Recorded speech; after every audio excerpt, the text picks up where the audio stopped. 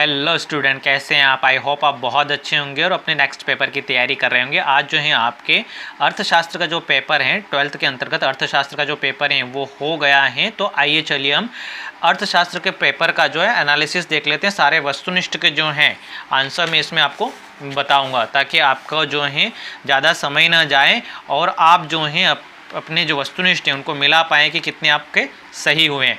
तो आपको क्या करना है, वस्तुनिष्ठ को मिलाना है तथा वस्तुनिष्ठ में कितना आप स्कोर कर रहे हैं आप कमेंट में आंसर भी करें। बजट रेखा की प्रवणता की ढाल की बात करें तो इसमें -P1/P2 ब वाला आंसर आपका बनेगा। भारत में रुपए का नोट निर्मित करता है, तो ये वित्त मंत्रालय निर्मित करता है।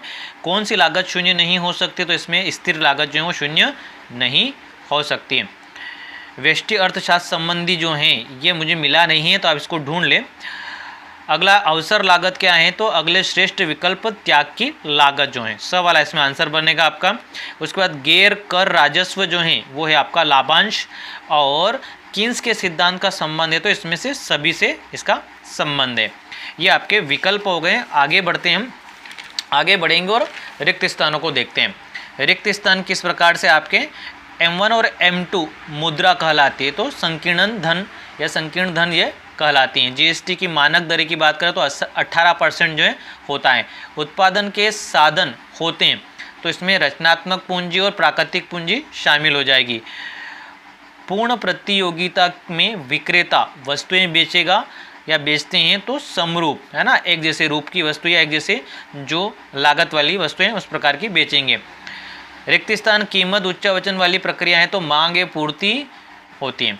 राष्ट्रीय आय की गणना कौन करता है ना? तो राष्ट्रीय आय की गणना होती है CSO द्वारा, है ना, केंद्रीय सांख्यिकी कार्यालय जो है उसके द्वारा राष्ट्रीय आय की गणना की जाती है।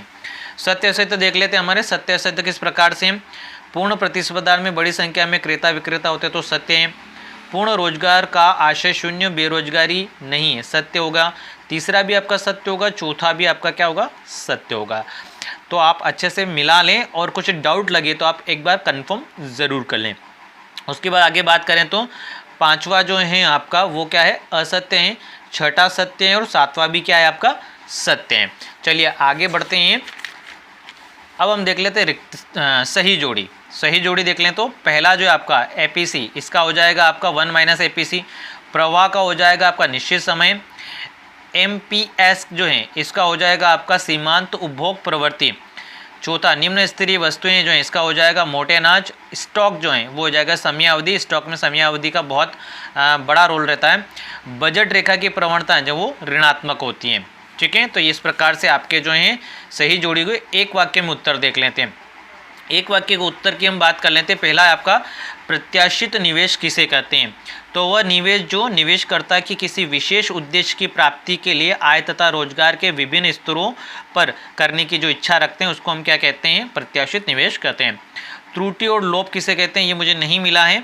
तीसरे की बात कर लेते हैं। न्यूनतम समर्थन मूल्य किसके द्वारा निर्धारित किया जाता है? तो भारत सरकार द्वारा। चौथे की हम बात कर लेते हैं।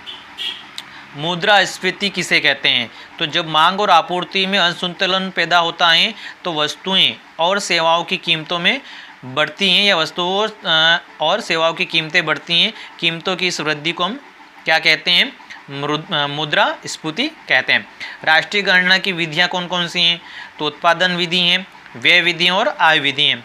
इसके बाद अगली बात करते तो सीमांत उपभोक्ता या उपभोग प्रवृत्ति किसे कहते हैं? तो आय में सीमांत वृद्धि होने पर उपभोग में जितनी वृद्धि होती है उसे सीमांत उपभोग प्रवृत्ति कहते हैं। इसके बाद आपके क्वेश्चन है 2-2 नंबर के। उपभोग वस्तुएं किसे कहते हैं या पूंजीगत वस्तुएं किसे कहते हैं?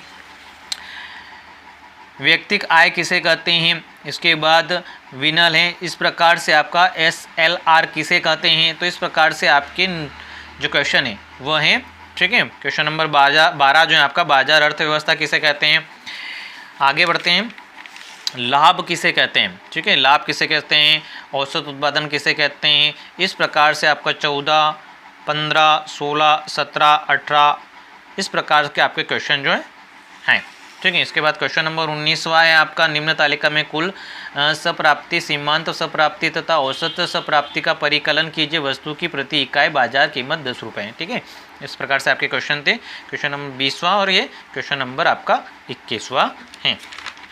आगे बात कर लेते हैं क्वेश्चन नंबर 22 की। तो क्वेश्चन नंबर 22 इस प्रकार से है आपका, और क्वेश्चन नंबर 23 इस प्रकार से आपका पेपर था। ओवरऑल पेपर देखा जाए तो बहुत अच्छा पेपर था आपका।